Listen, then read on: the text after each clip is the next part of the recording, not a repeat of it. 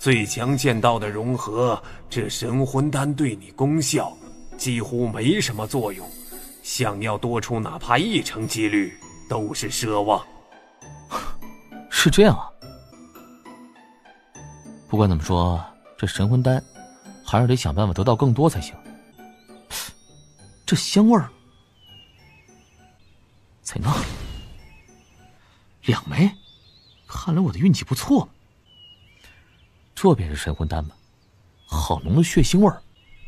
神魂丹本就是用武者的精血之力炼成的，所以丹药当中会带着精血气息。原来是这样。2枚神魂丹，该死，被捷足先登了，而且还是清火宫的强者。是他，神魂丹落入这小子手里了。这么着急，准备去哪儿啊？小子，我自知杀不死你，也无法从你手中内得到神魂丹，都已经准备离去了，你还想怎样？你问我想怎么样？我清火宫与你金国之间有着深仇大恨，双方已经不死不休的。既然现在碰到了，岂能让你这么简单就离去？接招吧！狂妄！上一次我是不想费力气跟你纠缠，真以为我怕了你？上次激战，在攻击威能上，你几乎碾压了我，但这一次却未必。正面的碰撞，竟然跟我拼了个旗鼓相当！再来！哼，谁怕谁！哈哈哈！痛快！怎么可能？上次交战，可现在短数十年功夫而已，他的攻击威能竟然已经不弱于我了。短数十年，他又还没有突破达到道尊，怎么进步会如此之大？这小子是个怪物。逃了。论实力，这个人在高等天尊当中应当处于顶尖的。可现在的我，因为太阴神雷第3层次的关系，我的整体实力比他略微强上一些。现在的我，在高等天尊当中，应当可以横行无忌了。继续闯荡吧。剑无双，这才过去多久，他的实力竟然提升了如此之多。若是一直按照这种程度提升下去，那岂不是第2个旭日剑帝？不行，对着剑无双，必须要重视起来。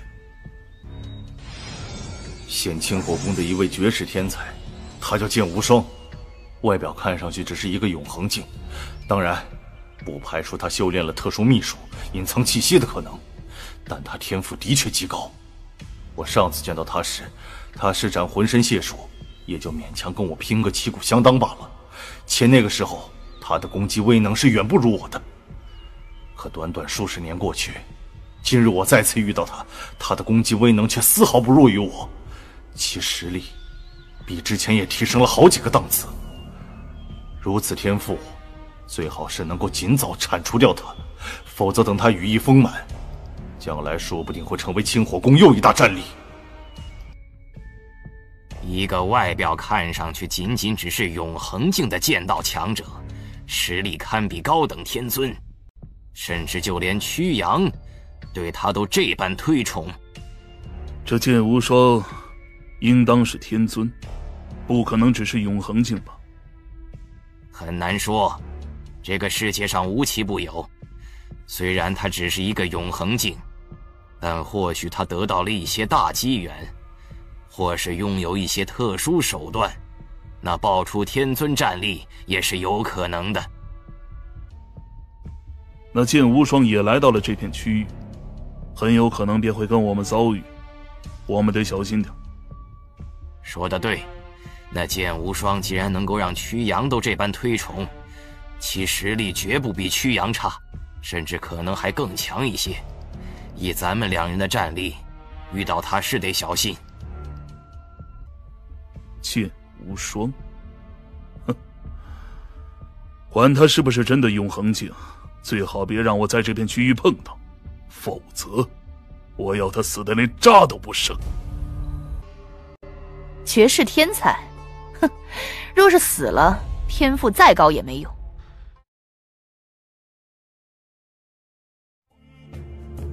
11枚神魂丹虽然价值不菲，可我在这17年的时间里面，最大的收获却不是这些神魂丹，而是我的剑道。3条造化级别的道都已经成了，接下来你就应该想办法将其中1条道提升到最强级别了。最强剑道，我开辟出造化级别的剑道都花费这么长时间跟精力，而要将剑道提升到最强级别，还不知道要多久呢。最强剑道远非造化级别的剑道所能够相比的，想要达到自然不容易。像你父亲之所以能够开辟出最强剑道，那也是进入了那时空秘境，在里边修炼了足足10万年之久。这还是因为你父亲本身是拥有剑灵之体，剑道天赋奇高的缘故。而你或许论剑道天赋不弱于你父亲，但终归修炼时间还是太过短暂了一些。你也别着急，慢慢来。剑道上我是不急，可关键是不开辟出1条最强剑道来，我的境界也没法突破呀。我老早便可以突破达到道尊了，但这些年里却一直刻意压制着，这种滋味不好受。熬着吧，你若是想要走得更远，现在就必须压制着自身境界。不过你也别太担心，你开辟3条剑道，只需其中1条剑道突破达到了最强级别，你便可以突破了。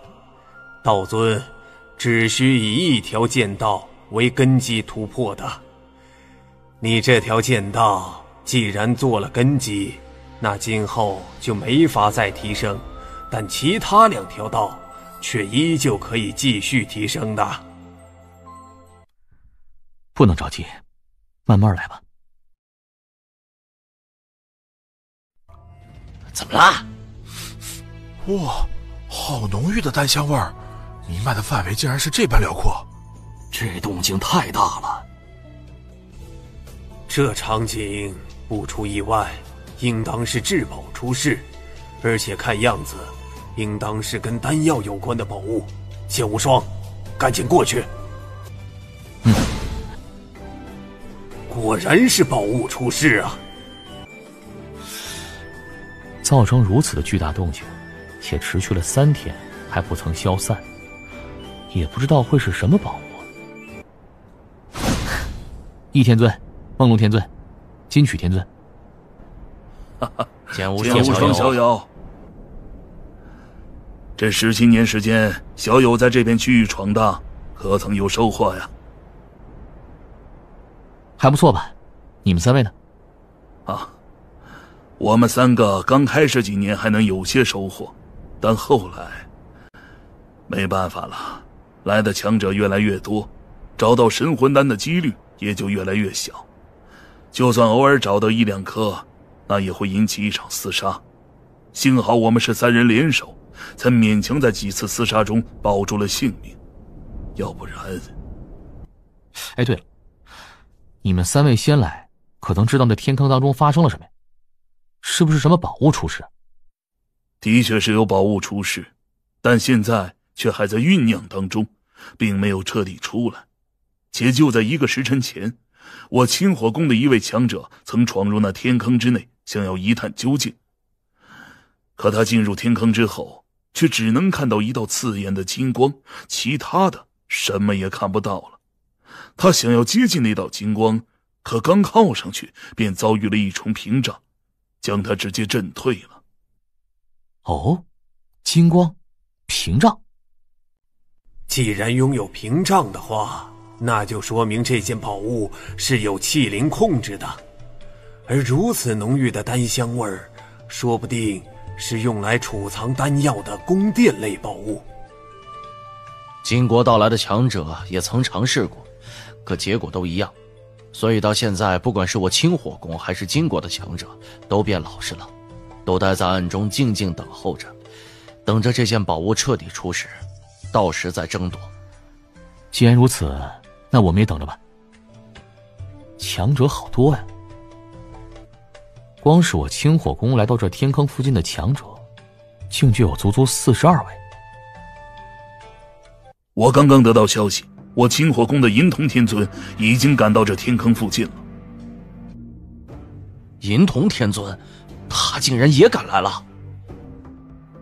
银瞳天尊，那可是天尊大圆满层次的强者，加上之前已经到来的青狼天尊、暗天尊，我们清火宫赶到这天坑附近的天尊大圆满已经足足有3位了。我清火宫聚集了那么多强者，那金国肯定也不会太少。待会儿那宝物真正出世，一争夺起来，必定无比疯狂。剑无双，这场争夺对你来说不是正好吗？正好什么意思？你在清火宫内不是一直不受人待见吗？大多数清火宫的强者对你都有着几分排斥，而你若是想让清火宫的那些强者打心底的接受你，像倚天尊、梦龙天他们一样，那你就得通过令人惊颤的战绩，或者干脆是血腥的杀戮，让清火宫的那些强者心服口服。而接下来即将到来的这场疯狂争夺，或许便是你证明自己的大好机会。你说的没错，接下来这场争夺，或许便是我证明自己的绝佳机会。这就对了，正好你现在在3条剑道上都已经达到了造化级别，实力比之前要强上不少，你的剑术又无比诡异，若是全力杀戮起来，绝对会非常恐怖，所达到的震慑效果也非同凡响，足以让清火宫的那些天尊刮目相看了。我明白。宝物要出世了！丹心宫，走，我们也赶紧过去。先别急。怎么了？这丹心宫不简单，你们看。怎么回事啊？这宝物都已经出世了，怎么还会有禁制阻挡？这禁制我们破不开。果然跟我所料的那般，这丹心宫是有气灵存在的，而外边的那场禁制也受气灵控制。那气灵若是不愿意，恐怕没人可以进入那丹心宫内。没有人能够进入丹心宫内，那岂不是这一次我们都白忙活了？别急，那丹心宫的气灵既然选择在这个时候出现，且还弄出了如此大的动静，自然有他的用意，安心等着便是。走吧，我们也上去。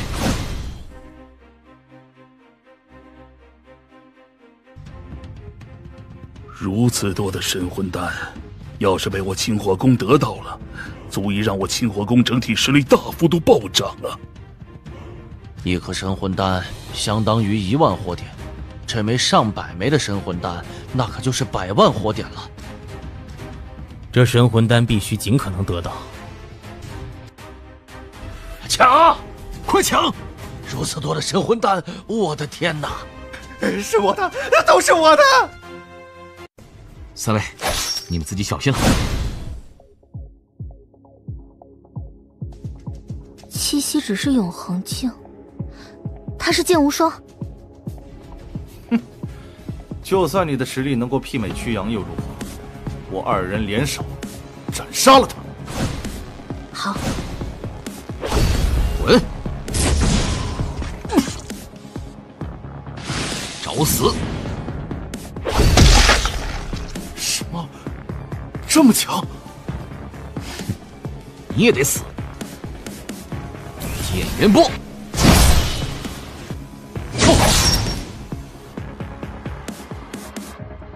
这么快？怎么可能？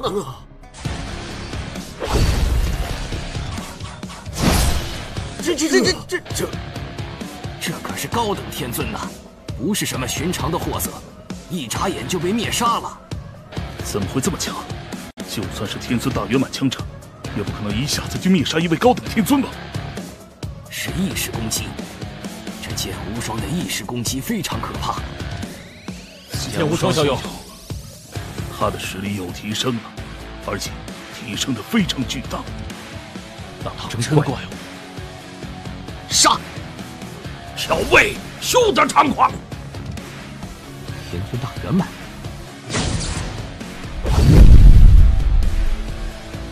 不愧是天尊大圆满，力量真是够强。小卫受死！天崩式。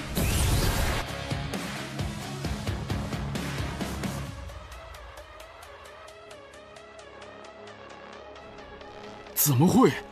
这可是天尊大圆满呐！这剑无双跟天尊大圆满一番激战，结果这天尊大圆满受伤了，可他却完好无损。怎么可能？开玩笑的吧？这怎么可能？这该死的小卫！这个小子明明实力不如我，可他的防御能力却比我要强得多。不可能！怎么会这样？我金国强者之前过了60位，比清火宫要多出了不止20位，质量上也更强。按道理，这场争夺，我金国势必会占据绝对上风，陨落的强者应当更少才对。可为何我金国会陨落如此多的天尊呢？怎么会这样？到底怎么回事？是他，是这剑无双，就是他。在战场上肆虐，疯狂屠戮我金国强者。我刚刚就在他附近，我看得清清楚楚。这剑无双从大战一开始，仅仅片刻功夫，便无情屠戮了我金国近20位天尊强者。若非是雾老出手将他拦下，我金国还不知会有多少人死在他的手中。我金国之所以损失如此之大，全都是他一人造成的呀！剑无双，都是因为他。就是这杂碎，一个人在那么短的时间内灭杀了我金国近20位天尊。剑无双，从今天开始，不管是在清火宫还是在金国，你剑无双的名字势必代表着赫赫威名，而这般威名，便是用无情杀戮而铸造的。你今日的屠戮，势必将成为清火界的一段血腥神话。血腥神话？我想要的并非是铸造一段神话，我只是想让清火宫那些强者从心底接受我罢了。你的目的也已经达到了。太强了，这是剑无双。听说他修炼至今也不过2000多岁罢了，在如此短的时间里，竟然将实力提升到这等地步，简直不可思议。他的父亲南已经够可怕了，可南也是因为进入时空秘境修炼了10万年时间，这才具备那样的实力。而这剑无双，或许在实力上比他父亲还略微差上一些，但是差的也绝对不多了。但是他的修炼岁月，却是真正的短暂。那丹药，这下子倒是有意思了。国王，你知道这是什么丹药？当然知道，我之前不是跟你说过，神魂丹在万古混沌世界根本算不得什么，就算比它等级更高一个层次的丹药，在万古混沌世界也比比皆是嘛。你眼前所看到的这6枚丹药，就是比神魂丹更高一个层次的涅槃丹。涅槃丹？涅槃丹有涅槃重生之意，它的作用是帮助那些天尊强者跨出那最重要的一步。跨出最重要的一步，你是说涅槃丹可以帮助天尊突破，达到虚空殿主、轮回殿主那一层次？是可以，但效果却没有神魂丹对你那般巨大。正常情况下，这涅槃丹最多也只能让一位天尊突破那一步的几率提升3成。3成？这涅槃丹放在万古混沌世界当中，的确算不上什么太过稀奇的玩意儿，但放到你们清火界当中，那就无比珍贵了。且就算是这金国，对这涅槃丹想来也会非常重视。当然，这涅槃丹对你来说，还是没什么用处。我明白了。涅槃丹，竟然是传说中的涅槃丹！都准备好，盯着那6枚涅槃丹。待会儿只要这涅槃丹抛出来，不管付出任何代价，都要将它们得到。抢啊！快抢！不惜一切代价，也要将这涅槃丹得到手。哼！混蛋，让他抢先了。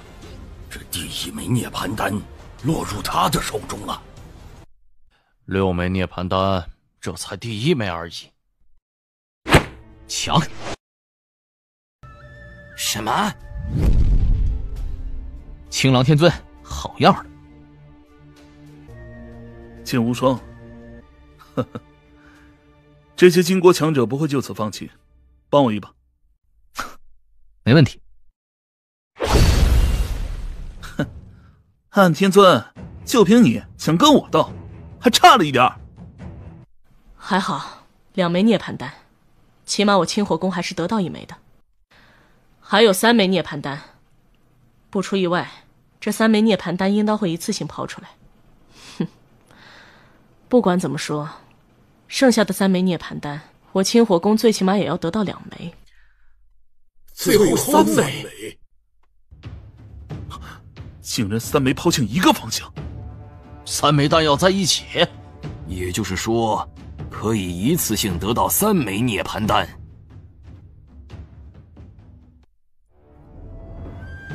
3枚涅槃丹，这么简单就到手了？剑无双，你别高兴得太早。这涅槃丹虽然到手了，可这些金国的强者可不会就此罢休的。上！受死！区中等天尊也想杀我？又是那一剑！之前这剑无双便是靠着这一剑屠了我金国近20位天尊强者。小心，小心意识攻击！混蛋！剑无双，往我这边逃！暗天尊实力极强，只要跑到他身边，跟他联手，金国别拿我一点办法。小子，你逃不掉的！又是。哼，小子，之前没能将你彻底杀死，但现在你绝对无法从老夫手中再逃掉。哼，可笑！狡猾的小子！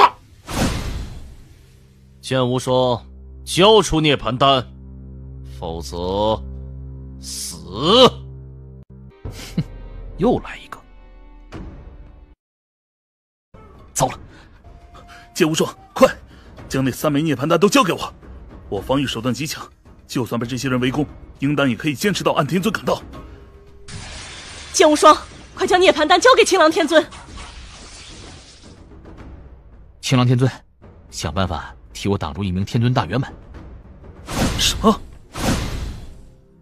这剑无双莫非是不信任我？还说他把涅槃丹交给我之后，事后他自己得不到什么好处？愚蠢，愚蠢啊！涅槃丹对我清火宫何其重要，在这个关头又岂能再有私心？他不将涅槃丹交给我，待会儿若是扛不住，让金国的人抢涅槃丹抢走了，那才糟糕呢。他也会成为我清火宫的罪人。这剑无双他在搞什么鬼啊？青狼天尊都到他身边了，他竟然不将涅槃丹交给青狼天尊，他想干什么？这剑无双都到这般关头了，竟然还只为自己着想，他不相信你青狼天尊，不愿意将涅槃丹交给别人。青狼天尊身为天尊大圆满，身上又穿着一件颇为了得的护体战甲，防御能力的确够强横的，可谓有血煞降甲护体，又修炼了金象秘术，自身肉身又无比强横，论防御能力，我只会比他更强。剑无双，受死吧！该死！来吧！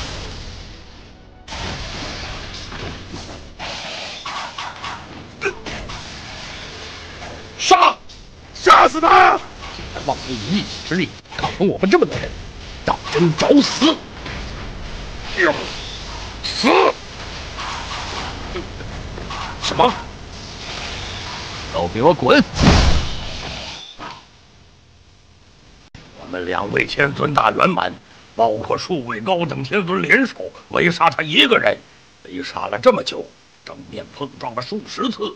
结果竟然还是没能杀死他，反而被他击杀了一人。这剑无双！来啊，继续啊！金国的杂碎，有胆量继续杀了呀！我倒要看看到底是谁先死。剑无双，受死吧！斩龙刀！不好，是金翼。金国的金翼天尊，他可是在金国的天尊大圆满当中都能排进前3的，就连暗天尊论实力都得稍逊他一筹，而他现在施展的这一刀是他最强的斩龙刀。金翼天尊的这刀威能至强，乃是他成名的一刀。纵然是他强行抵挡他一刀，就算不死，可起码也得重伤。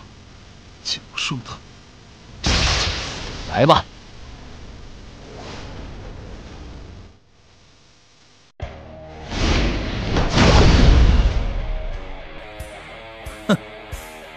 死了吧？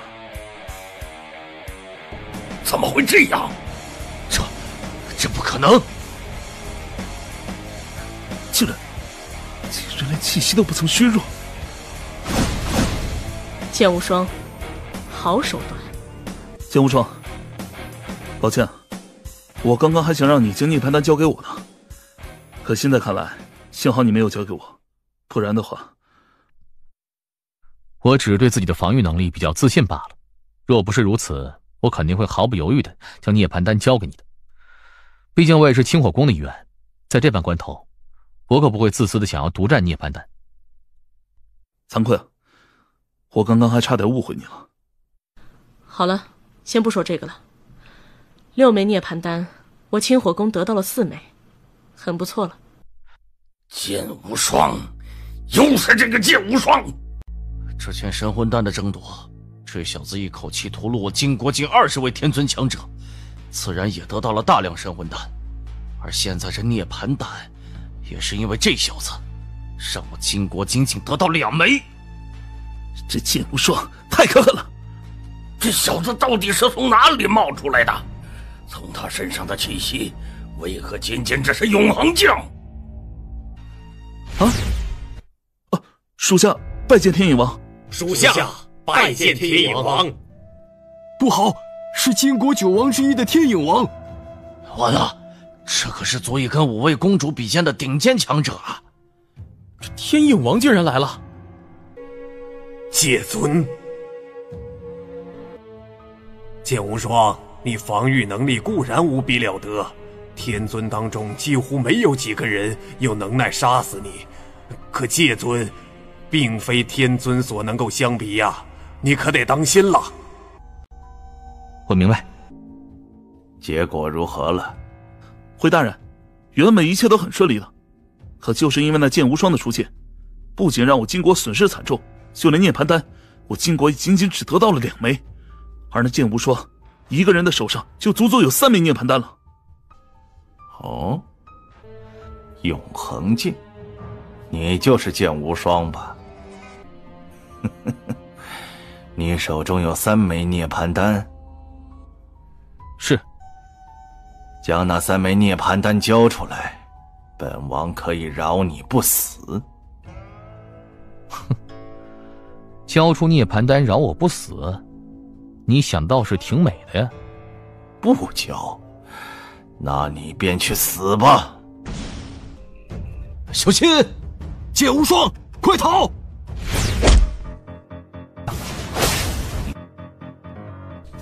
竟然没死，难道是蛊神之力的缘故？也只是多费点力气罢了。太强了，戒尊的实力着实太强烈了。剑无双，你所受的伤，我会尽快给你恢复。暂且对你的战力不会有太大影响，不过你千万别让那天影王追上你，不然那样的攻击，一边杀不了你，但若是再来个几鞭，你就撑不住了。我明白。什么？怎么可能呢？糟糕了，那天影王应当非常擅长速度，不然寻常的戒尊速度绝对不会快成这样的。无双，你必死！这一鞭竟然比之前更强，承受不住了。这样的长鞭，我顶多还能够再承受一鞭。哼！能够逼得本王动用蛊神之力，剑无双，你就算是死，也值得自豪了。这一鞭抵挡不住。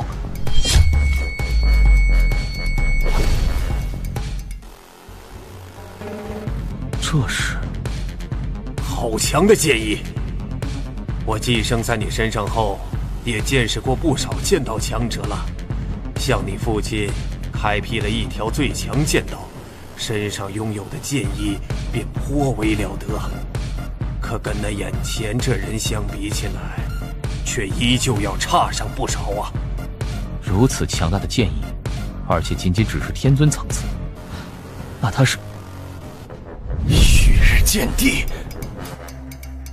天影王，你好歹也是成名已久的戒尊强者，如果不顾身份的对我清火宫一位小辈出手，未免有些过分了吧？过分？在这个世界上，实力为尊，只要拳头够硬，过分又如何？你说的没错，这个世界上就是比谁的拳头更大。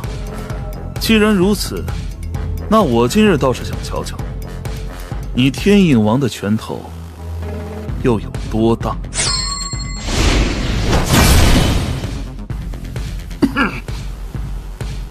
这旭日剑帝实力倒是不错，戒尊跟天尊差距极大，就算在万古混沌世界，能够以天尊之境越级挑战戒尊的也不是很多了。而这位旭日剑帝不仅可以越级挑战，甚至战力比一般的戒尊还要强上不少。此外，他的剑意的确很强，不出意外，他应当同时开辟了2条最强剑道，且还完美融合成就了不朽法身。2道最强剑道，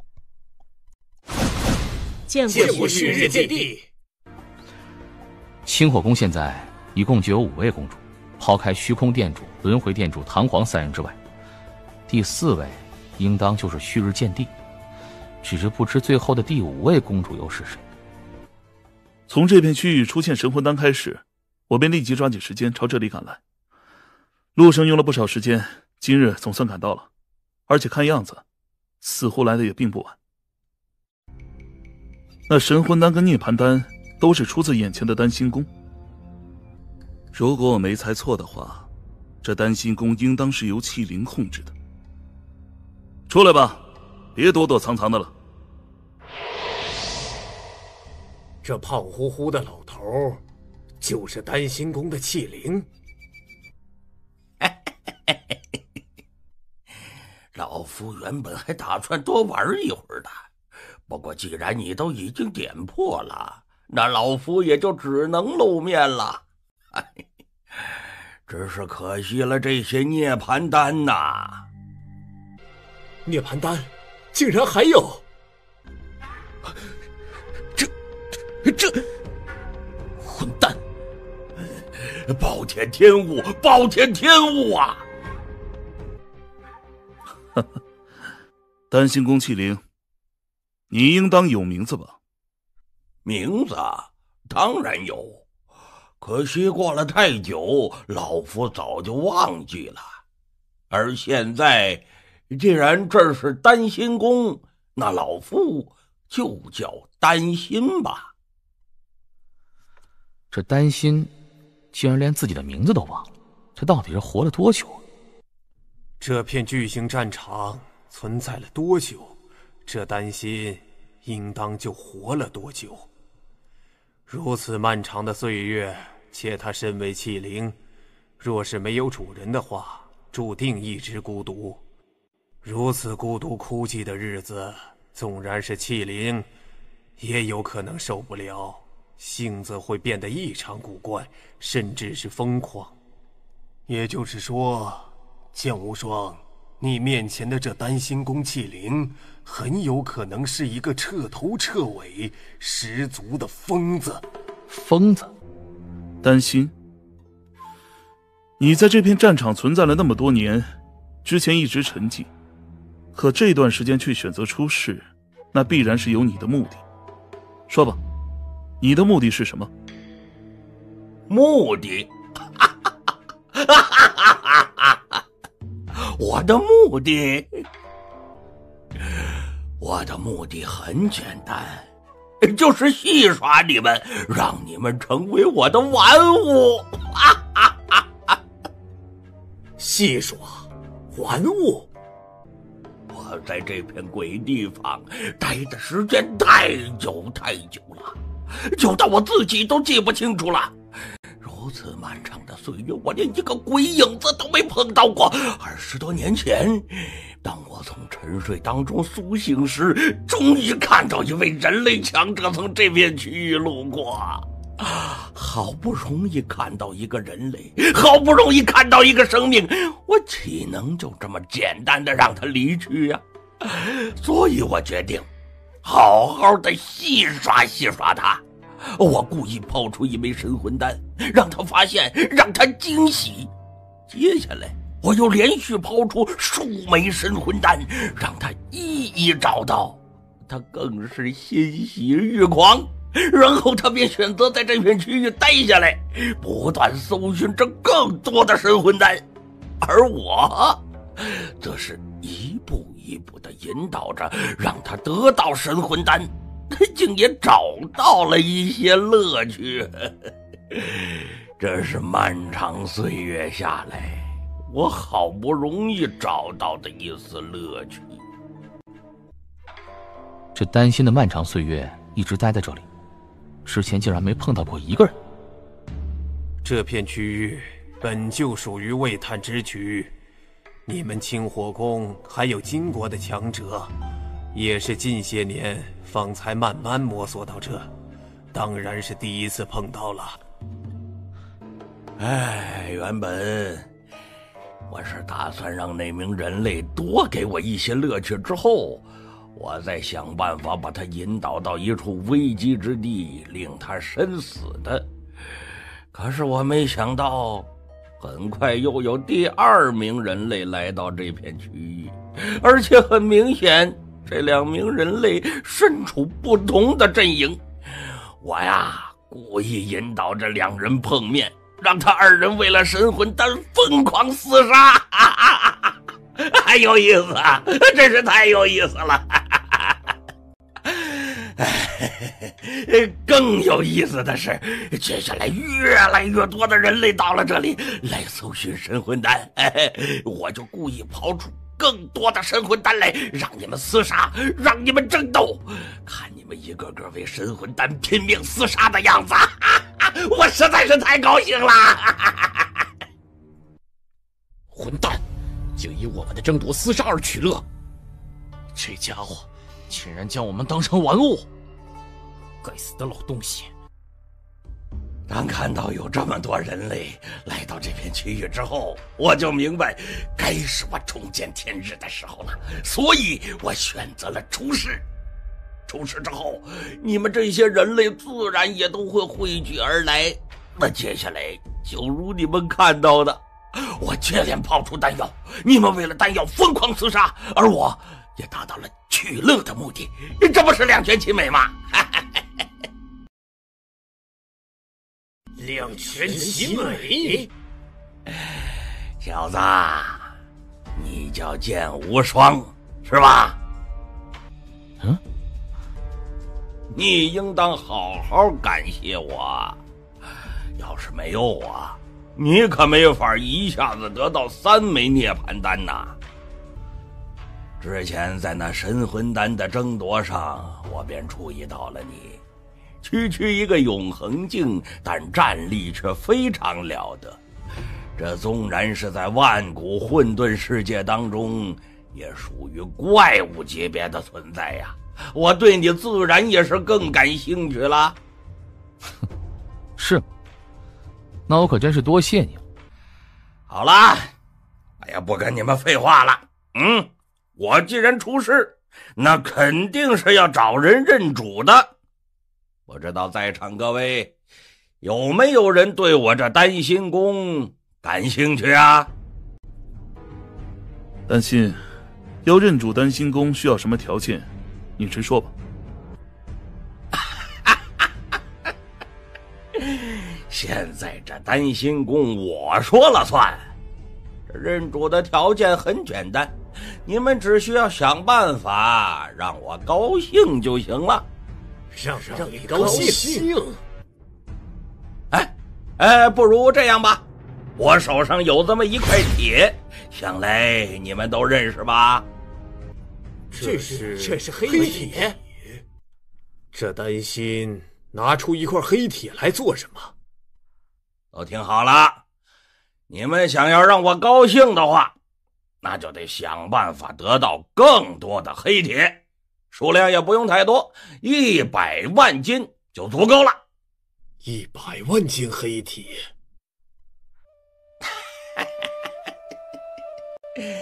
我知道你们现在手头没有这些黑铁，但是这片战场上有啊，而且就在你们现在所在的这片区域，这连绵的山脉群不知道有多少的黑铁，甚至连黑铁矿脉那都是数之不尽的。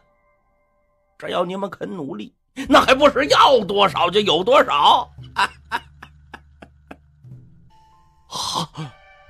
这混蛋竟然要我们去挖矿！他这哪是想要认主，分明就是在继续戏耍我们呢。挖矿？本座出生到现在，还从未做过那样的事情。哎呀，机会就摆在这儿，想认主丹心宫，尽管去尝试。若是不愿意，我也不会勉强。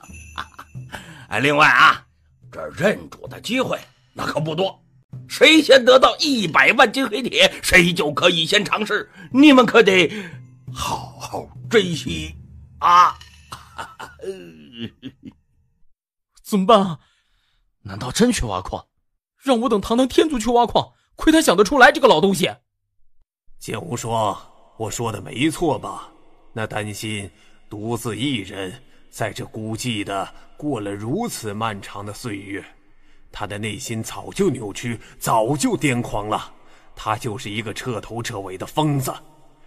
如果我没猜错，就算你们真按照他的吩咐想办法弄到了1万斤黑铁，恐怕也没办法得到尝试认主的机会。我看得出来。剑无双，一天尊，梦龙天尊。哎，对了，金曲天尊呢？金曲他陨落了。都怪那丹心，那老东西摆明了就是在故意耍我们。好了，别抱怨了。剑无双，你去不去挖黑铁？不去。你们呢？我跟梦龙天尊打算去碰碰运气，不过就是挖100万斤黑铁而已，又算不得多难。就算事后还是没办法将那丹心宫认主，也没什么。可一旦认主成功，那不管是对我们自己，还是对整个清火宫，都是一件莫大的好事啊。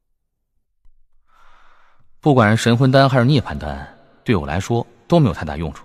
我之所以会去争夺，也只是为了清火宫而已。而现在，我已经争夺了足够的神魂丹了，甚至还得到了3枚涅槃丹。该做的我都努力做过了，也想办法替清火宫得到更大的好处了。至于认主的丹心宫，丹心宫既然是储存丹药的地方，那想要认主，丹心宫起码也得在炼丹上有着极大的造诣，或者是可以将所有丹药识别出来也行。而剑无双，你对炼丹一窍不通，对丹药的认识也不多，根本没有认主这丹心宫的可能。旭日见地。好，剑无双，刚刚多谢见地相救了。你是我清火宫的一员，且又是为了清火宫在冒险，我既然赶到了，救你也是应当的。换成我清火宫任何一位公主，都会毫不犹豫出手救你的。旭日见地，这是我刚得到的3枚涅槃丹，还有神魂丹。那3枚涅槃丹对你今后会有大用，你不留一枚？不了，我现在连道尊都不是，距离那一步更是差得很远，这涅槃丹也用不上，倒不如给我清火宫的其他强者，或许这样可以让我清火宫再多出一位公主了。29枚，哼，倒是挺多的嘛。这些神魂丹你就无需给我了，等你自己回到清火宫后，直接去火点兑换处兑换成火点就是了。我自己去火点兑换处兑换？剑无双，你若在这战场暂时没有什么重要的事情的话，便早些回清火宫吧。早些回清火宫？为什么呀？你应当知道，我清火宫在这片巨型战场上掌握了众多机缘，其中最重要的便是那3大秘境。而这3大秘境当中的剑之世界，再过不久便会开启了。剑之世界即将开启？你这次替我清火宫得到了3枚涅槃丹，众多神魂丹，甚至还一口气斩杀了那么多金国强者，自然是替我清火宫立下大功的。我清火宫历来赏罚分明，这3枚涅槃丹，我清火宫很难拿出相应的宝物来赏赐你。所以等你回去之后，我会跟其他几位公主商量一下，过段时间开启剑之世界，将那进入的名额给你。那剑之世界对于剑道武者而言，的确是一场莫大的机缘，我当初便曾去过，且收获不小。你在剑道上的天赋甚至比我都要强，收获或许会更大。大人，这是从清火界内送来的情报，关于那剑无双的。剑无双的情报总算送来了吗？剑无双来自千古界，的确只是永恒境修为，而且他从出生到现在修炼岁月仅仅只有2000余年。2000余年，在那神魂丹的争夺战上，一口气灭杀了我金国近20位天尊。具备天尊大圆满战力的剑无双，竟然只修炼了2000多年。2000多年便达到了这种地步，若是再给他2000年，甚至2万年，他得多强啊！一个旭日剑帝就已经让我金国头疼无比了，现在又来了一个剑无双。而且这剑无双的潜力明显比旭日剑帝更大。旭日剑帝的确很逆天，可他再逆天，也得在成为界尊之后才具备能成为领袖的战力。可这剑无双永恒境便强成这样，等他突破达到道尊，应该就可以媲美正常的界尊了。一旦他将道融合成就天尊，说不定就可以具备领袖战力。若是今后运气好再成为界尊，到时就算国主大人亲自动手，恐怕也未必是他的对手。修炼岁月如此之短，今后完全有突破成为界尊的可能，突破到达天尊更是板上钉钉。也就是说，只要不陨落，他注定可以成为清火宫的领袖。不能给他机会啊，绝对不能让他有机会成为天尊。立即传令下去，让府给我死死地盯着这剑无双，将他的所有能耐、所有底牌都弄清楚，想办法配合我金国强者，找机会将他给斩杀了。必要关头，就算是冒着暴露的风险，也一定要给我斩杀了他。唉，回来了。剑无双，去火点兑换处。之前在丹心宫外，我得到不少神魂丹，这些神魂丹可都是火点啊。之前我将道元子留下的众多宝物兑换，也才堪堪兑换了13800火点，可价值却还比不上2枚神魂丹呢。哼，你是运气好，正好碰到那丹心宫出事，不然哪有机会得到这么多神魂丹？且这些神魂丹的价值，若是放到万古混沌世界，也根本值不了这么多。在万古混沌世界，一滴古神之力可比一枚神魂丹要昂贵多了。可在这火点兑换处，一滴古神之力才5000火点罢了。行了，先不说这个，你现在拥有了足够的火点，有件东西你可以兑换了。什么东西？你看向特殊宝物类。你看这特殊宝物类当中，价值排在第2位的碧岩流沙葫芦。哦，碧焰流沙葫芦蕴含大量碧焰流沙，同时蕴含一门秘术，可形成领域，限制压迫，甚至是纠缠对手，兑换21万火点，好贵呀！这火点兑换处内倒也有几件好东西，之前你刚到这儿来时，我便仔细看过，也发现了这碧岩流沙葫芦的存在。可惜所需要的火点太多，你之前根本兑换不起，我也就没提。但现在你既然有足够的火点了，那就可以兑换了。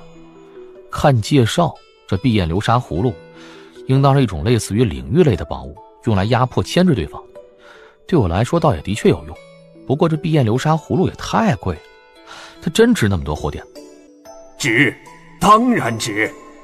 小子，你虽然还没有去过万古混沌世界闯过，可你也知道，在万古混沌世界内，大多是以混沌晶作为交换货币的。正常情况下，一名天尊的全部身家也就在20颗混沌晶左右。这我知道。可你知道这碧岩流沙葫芦，若是放到万古混沌世界当中去卖，可以卖上多少混沌晶吗？多少？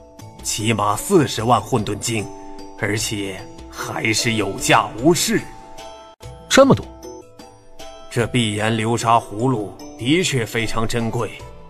像那金国那位金国国主，虽然实力不错，可就算是将它卖了，也值不了40万混沌晶。当然，我说的只是通常情况下。而现在你们清火宫还有金国，都在这片巨型战场上，都得到了大量机缘跟宝物，身家自然不能用常理来判断。但不管怎么说，用21万火点来兑换碧焰流沙葫芦，绝对值。只要值就行了。我现在实力已经到达了一个瓶颈，想要再有大的提升，只能在剑道方面取得突破了，将一条剑道提升到最强层次，然后突破成为道尊。至于一些外在宝物上能够让我实力大增的宝物，怕是没有。至于防御能力上，我有血煞降甲、金象秘术护体，同样没法再提升了。现在唯一还能够提升的，便是这保命用的而且还可以用作杀敌纠缠人的特殊手段。这碧焰流沙葫芦倒正适合我。剑无双，这碧焰流沙葫芦等级极高，你虽然得到了，但想要炼化，还得花费一番功夫。至于碧焰流沙葫芦内的那门秘术，那就更难了。你一步步来，先将这碧焰流沙葫芦给炼化了。竟然是剑无双！他才刚入清火宫，都不足100年呢。谁说去剑之世界？是看来到清火宫时间的长短啊。那南不是一样很短暂？他还去了时空秘境一趟呢。这剑无双虽然来到清火宫的时间很短暂，可他的进步速度着实匪夷所思。之前在丹心宫的争夺战上，他一口气灭杀了近20位金国强者，还从众多金国强者的眼皮子底下抢夺了3枚涅槃丹，替我清火宫立下了大功。这次进入剑之世界的名额，应当是给他的赏赐吧。我清火宫一向赏罚分明，剑无双既然有功，自然得赏。而且他剑道天赋的确奇高，等去了剑之世界，他肯定会有极大收获，实力或许便会再次暴涨，直接达到公主那一层次也说不定啊。对了，我听说前不久几位店主都有意让帝焰进入剑之世界，可现在剑无双得到了名额，那帝焰呢？之前只是有意，却没有确定，而现在既然已经确定了名额给剑无双，那这帝焰就只能等下一次了。下一次？再等10万年？帝焰的脾气可并不好，知道此时后，不知道他会不会找剑无双的麻烦。混蛋！这次剑之世界开启进入的名额明明是我的。早在数万年前，5位公主心底便已经达成了共识了的。前不久还亲自询问过红莲师姐，红莲师姐都说过会将这次的名额给我，可现在……师姐，我需要一个解释。这件事是其他4位公主做出的决定，我虽然竭力反对，却也得遵从规矩。剑无双，剑无双啊！都怪这个剑无双。他来到清火宫才多久啊？不就是在丹心宫的争夺上得到了几枚涅槃丹吗？除此之外，他拿什么跟我比？凭什么要我多等10万年，而不是他？剑无双，我倒要瞧瞧，你到底有什么能耐？成功了。不错，这碧焰流沙葫芦已经被你炼化了。那葫芦内蕴含的碧焰流沙，你应当也可以操控了才对。可以操控？好可怕！如此恐怖的绞杀力量，就算是一位天君陷入其中，恐怕都会被立刻绞成渣子。碧焰流沙本就是万古混沌世界当中一股无比可怕的物质，这碧焰流沙葫芦则是一些强大的炼器大师将众多碧焰流沙汇聚在一起，炼化到这葫芦之内。你一炼化葫芦，就可以操控其内的碧焰流沙对敌。另外，你现在仅只是初步炼化葫芦，只能是强行驱动这些碧焰流沙杀敌，这是最笨拙的方法。可你若是将葫芦当中蕴含的那门秘术学会，便可以操控碧焰流沙，形成真正的领域手段。在这领域手段之下，若是寻常的高等天尊一不小心陷入其中，你根本无需出手，仅只是碧焰流沙的绞杀力量，便可以将其灭杀了。不用出手就可以直接灭杀高等天尊，不愧是价值21万火点的宝物，这碧焰流沙葫芦当真了得。不过如此了得的宝物，我清火宫那几位公主为何不去兑换，而是放在这火点兑换处？剑无双，玉鼎天尊。剑无双，我才带你来到清火宫多久，你便已经在那战场上闯出那么大的名气了。现在我们整个清火宫可都没人不知道你啊！哼，玉鼎天尊，你今日前来，应当不是为了专门跟我说这些话吧？这倒不是。剑无双，实不相瞒，我今日前来也是受人之托。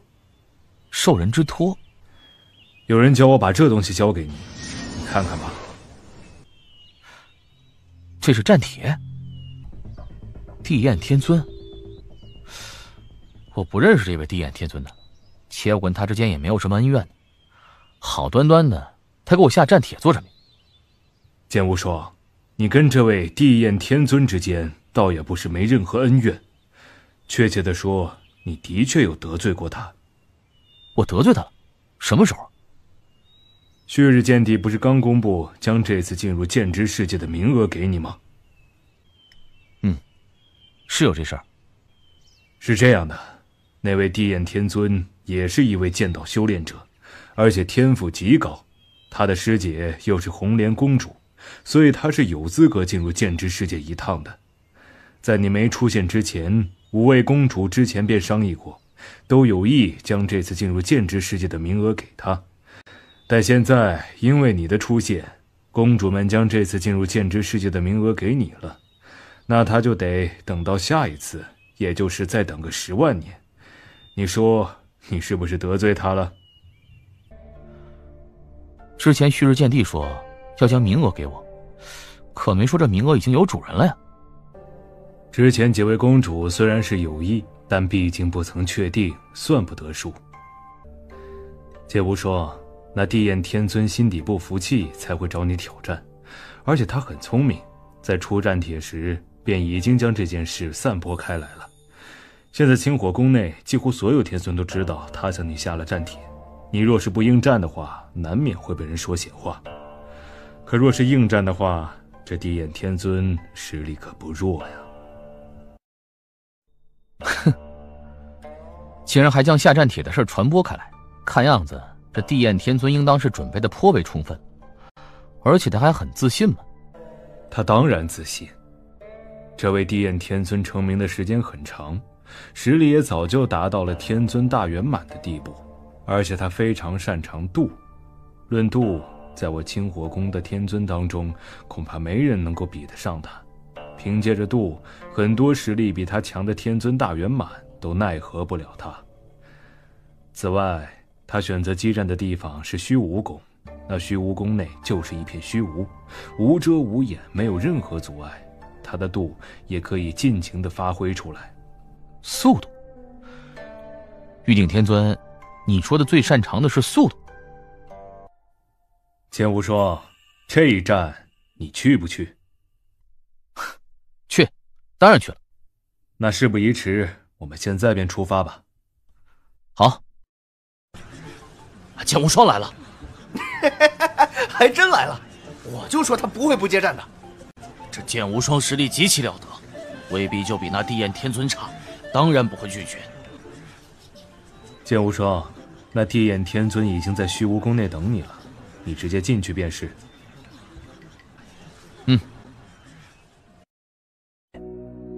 你便是剑无双了。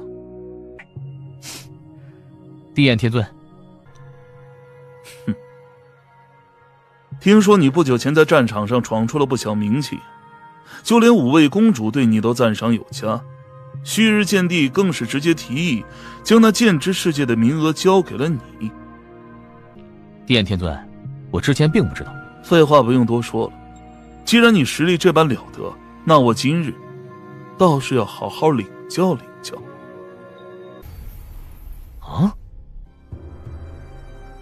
哼，看样子这地焰天尊是恨透了我，存心想要我当众出丑啊。哼，这地焰脾气倒是真不小。红莲，你好歹是他师姐，也不管管。哼，这次进入那剑之世界的名额本就应该是地焰的，可最后却被这剑无双给抢去。换作是任何一个人都会愤怒，这有什么好奇怪的？何况我的师弟也只是想出手教训一下他，解解心头之气而已，又不是真想杀了他。将名额给到剑无双是我的主意，剑无双自己可不知情，他若是不满，只管来找我便是。你是公主，甚至将来还有希望成为我清火宫的领袖，我这师弟可不敢找你。好了，事情都发生了，现在再说这些已经晚了，该怎样就怎样吧。正好那剑无双跟他父亲一样，平日里无法无天的，现在我师弟出手教训教训他，也让他知道天高地厚，不是更好？光凭帝燕也想教训他啊？我看未必吧。怎么，你难道认为帝燕还奈何不了那小子？别忘了，帝燕的度可是所有天尊当中排名第一的，在虚无宫内，他的度更是可以完美挥出来。这剑无双纵然有天尊大圆满的实力，可在我师弟面前，那也只有被蹂躏的份儿。要赌吗？你要赌什么？我听说不久前你在战场上得到了一块13斤重的赤原石，刚好我用得着。好，如果你输了，我要你亲自指点我师弟1年时间。另外，10万年后剑之世界开启，名额必须给我师弟。没问题。剑无双，今日我便教教你该怎样尊重前辈。这速度！剑无双，我刚刚可是还没尽全力啊。身形略动速度快，这出剑更快。这挡不住了。旭日，你输定了。别着急，这一战才刚开始，现在就说胜负，未免也太早了点。还不服气？哼，那好，我倒要瞧瞧，这剑无双还能有什么手段。哼，剑无双，你的实力便只有这点程度？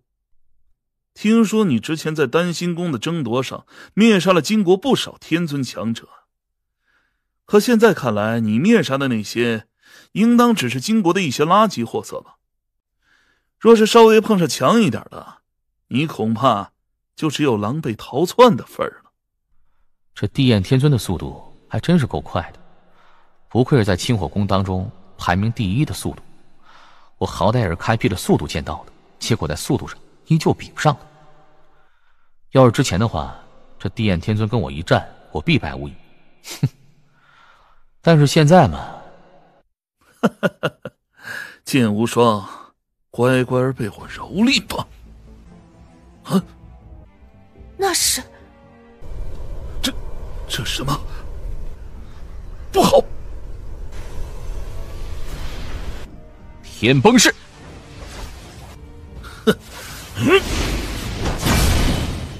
地焰天尊，你的速度可真够快的，可攻击威能上却并不怎么样。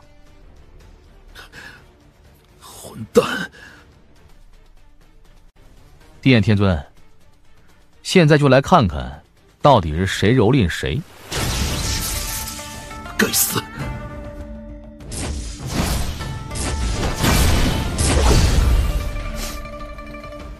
地焰天尊，现在你可服气了？可恶！地焰天尊，旭日剑帝说，要将进入剑之世界的名额给我的时候，我并不知道有你的存在，所以我并非是有意抢占你的名额的。你要是不信，大可以去问旭日剑帝。我知道你不甘心，但事已至此，我也不可能再把那名额白让给你。你要是还有什么不满的话，大可以继续来找我挑战。不过凭你现在的实力，想教训我，却还有些不够。都过去这么久了，剑无双跟地焰天尊的一战应该有分晓了吧？不知道最后会是谁赢啊？那还用说，当然是地焰天尊赢了。应该是地焰天尊，毕竟他是第一啊。光凭实力便已经立于不败之地了。剑无双出来了，第一个出来。地焰天尊呢？看剑无双的样子，似乎很平静，而且气息平稳，好像没受什么伤。剑无双，结果如何了？结果？待会儿地焰天尊出来，你们问他吧，我先回去了。地焰天尊，结果怎么样了？地焰天尊，你之前不是跟我们说会将战斗场景用镜像令符记录下来吗？镜像令符呢？镜像令符？我没用镜像令符。啊？那剑无双实力很强，这一战他占上风。占上风？地焰天尊说剑无双占上风？他竟然亲口承认？怎么可能？以地焰天尊的速度，那剑无双能够在他手中保持不败便已经非常了不起，怎么可能还占上风？连镜像令符都不给我们看，真的只是占据上风吗？呵呵，红莲啊，将那赤元石给我吧。你老早便知道那剑无双兑换了碧焰流沙葫芦。不止我一人知道，其他3位公主都知道。我们几个都觉得这剑无双潜力无限，今后有机会成为我清火宫的领袖，所以我们自然对他都比较关注，自然也就知道他在那火点兑换处兑换了什么宝物了。而你瞧不起剑无双，自然也懒得关注他，当然不知道。哼，那碧焰流沙葫芦非同一般，我们几个也是因为身上有着各自需要的宝物，用不上它，方才将它放到火点兑换处，却没想到竟然被这剑无双给兑换去了。如果我没记错的话，那碧焰流沙葫芦兑换价格过20万火点吧。他才来清火宫多久，竟然就凑齐了。之前丹心宫出事，这剑无双得了不少的神魂丹，若是将这些神魂丹全都兑换掉，再用来兑换这碧焰流沙葫芦，绰绰有余。是这样？哼，这小子运气倒真是够好的。地焰天尊，啊，原来是金府天尊啊，不知有何事？没什么，老夫就是想来问问，刚刚在那虚无宫内，到底发生了什么呀？这说来惭愧，我原本是想出手教训那剑无双，可没想到那剑无双实力极其强横，而且还得到了一件什么非常强横的宝物。宝物？是什么宝物？我也不知道是什么，只知道是一个金葫芦。从那金葫芦当中涌出来大量的流沙，那些流沙非常恐怖，形成了沙暴，一重接着一重朝我束缚绞杀而来。我的速度根本发挥不出来，这才被他占据了一些上风。是这样。地焰天尊，那镜像令符……金府天尊，我都说了，我没有动用镜像令符。好，如此，老夫也不多问了。剑无双小友，老夫金府特来拜访。金府天尊，剑无双见过金府天尊。小友太客气了，论实力，你比老夫强，老夫可受不起你这份礼呀。小友若是不介意的话，直接叫我金府，或者是金府老哥就是了。好，金府老哥，里面请吧。无双小友啊，老夫这次前来只是为了混个人缘，另外，今日你跟地焰天尊的对战过程到底是怎样的，老夫也无比好奇呀。那一战其实没什么，我只是运气好，占了些上风而已。哦，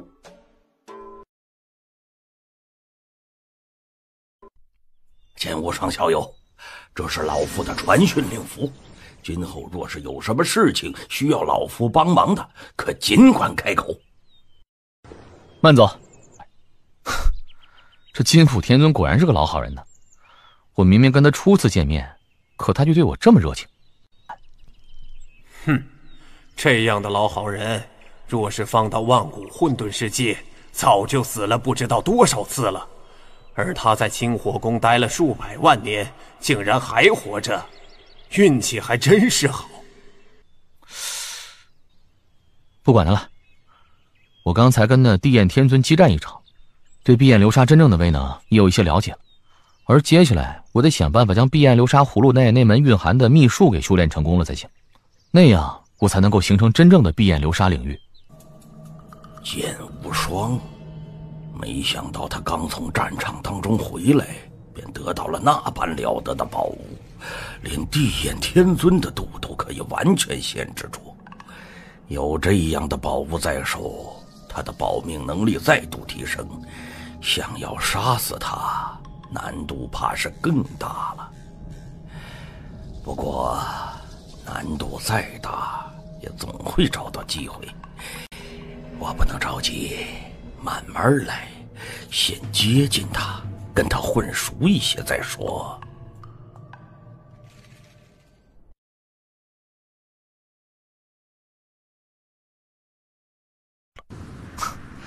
终于成了。不，流沙领域太恐怖了。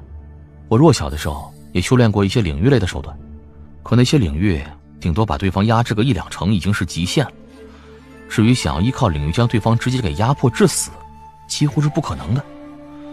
可这流沙领域的压制能力超出我的想象，一般的天尊大圆满都可以直接压制7成，恐怕就算是界尊落入流沙领域当中，都会受到不小的影响吧。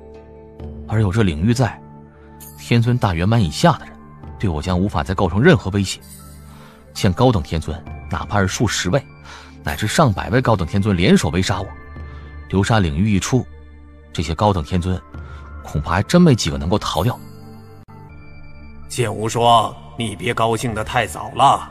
这流沙领域虽然厉害，但现在顶多也只能让你去对付一些天尊罢了，想要对付界尊却还不够。当然，若是等你今后突破达到斗尊了，实力暴涨，再吹动这流沙领域，那就算是界尊也无法无视你这一招了。有了流沙领域，我手中又多了一重底牌，而现在距离那剑之世界开启也无比接近了，还剩下9年的时间。剑之世界是一重莫大的机缘，不容错过。9年的时间，我便好好准备一番，争取到了剑之世界会取得最大的收获。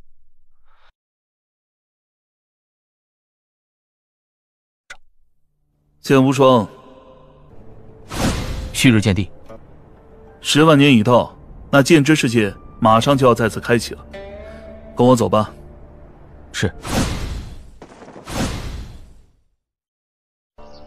剑之世界便在这大树之内。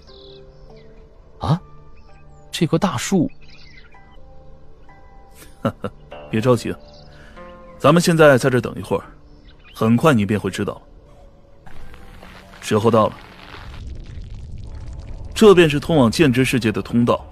剑无双，你记住了，你在那剑之世界最多只能待10年时间，10年之后，不管你有没有收获，剑之世界都会将你送出来的。当然，以你的天赋，10年时间应当能有不少收获了。10年了。好了，进去吧。啊？太大了，这哪是什么大树啊？这分明是一柄磅礴巨剑。不对，一剑演化万剑。同样是剑道，我一直苦心钻研的归一剑道，是要集众多剑道之所长，万剑归一。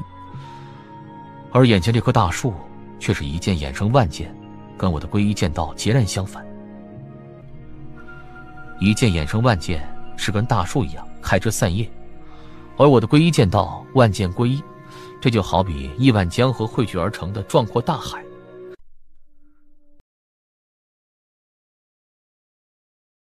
归一剑道万剑归一，犹如大海一般，将万千河流尽皆汇聚于一体，海纳百川。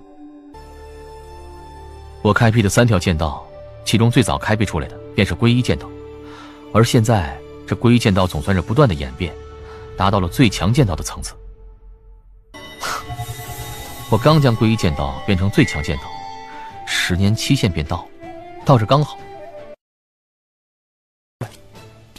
哦，哈哈哈，剑无双，恭喜你了。我能够从你的身上感应到一股无比磅礴浩瀚的剑意，那股剑意似乎可以包容一切。如果我没猜错的话，你应当已经开辟出一条最强的剑道吧？是开辟了一条最强剑道，我将它命名为归一。归一剑道，万剑归一，哼，有意思。你现在已经开辟出一条最强剑道了，那想来很快便可以突破达到道尊了，距离天尊应当也不会太过遥远。等今后你突破到达天尊时，我倒是很想跟你好好战上一场。好，这位旭日剑帝剑道天赋不错，可惜受限于这清火界，眼界也还是太低，他还是不清楚你的真正潜力，还想等你到天尊再跟你对战。哼，哪需要达到天尊，你就算只是道尊层次，也足以跟他媲美，甚至是超越他。好了，我们回清火宫吧。剑无双，以你现在的实力，突破道尊应当不会出现什么变故。不过身为逆修，突破道尊时的动静应当会相当巨大，你若是留在这清火宫内突破的话，那未免也有些太过招摇了。我明白，去战场上突破吧。这片战场巨大无垠，我清火宫跟金国虽然有不少强者在战场当中闯荡，但平日里想遇到却非常艰难。我在战场当中完全可以随便找个隐蔽之地突破，想来也不会有人打扰我。而且我本就打算突破之后继续去战场当中闯荡。剑无双又跑到战场上去了。这剑无双之前战力足以媲美天尊大圆满，现在又去了剑之世界一趟，收获肯定不小，实力应当也会有不小的提升。现在的他在天尊大圆满当中，应当没几个人能胜他了。想要出手杀他，非界尊强者亲自出手不可。先不急，他刚离开清火宫，我若是立刻去询问他去向，难免会引起他怀疑。再等等，等他在战场上闯荡一段时间，我再想办法搞清楚他的位置。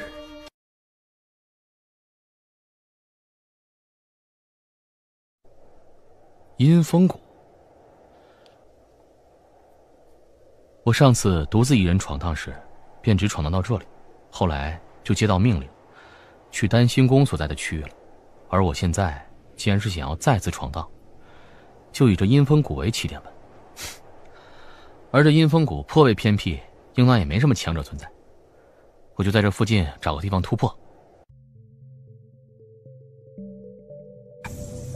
开始了，给我破！再来！没想到道尊的门槛竟会如此之高。如果是普通武者，你这样冲击早就突破了。可你是逆修，有些难度也是理所当然的。别着急，以你现在的状态，完全可以再积蓄灵力，冲击数10次，应当可以将瓶颈突破。